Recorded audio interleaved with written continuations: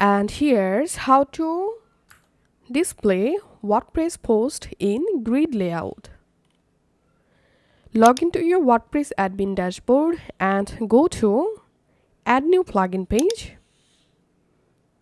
And here, search plugins, type here Content Views.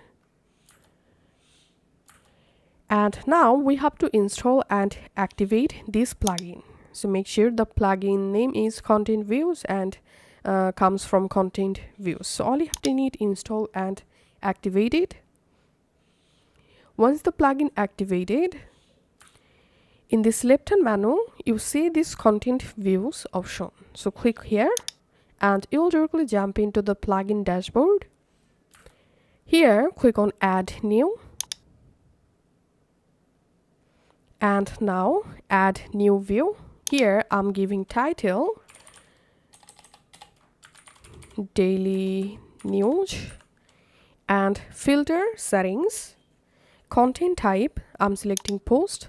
Total number of posts to show. Here I'm adding 10 because I want to display 10 posts.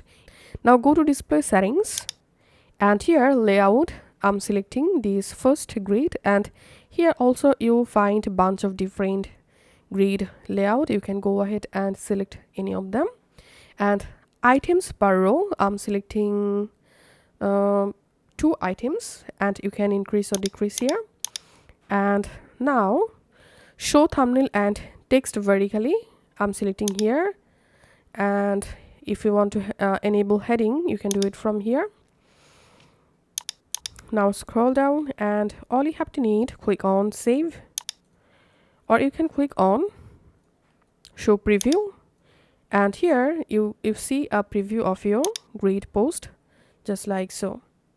And once you successfully saved, here you see a short code for the widget. All you have to need, copy this short code and now go to the post or page where you want to show or display post as grid. In my case, I'm going to page section.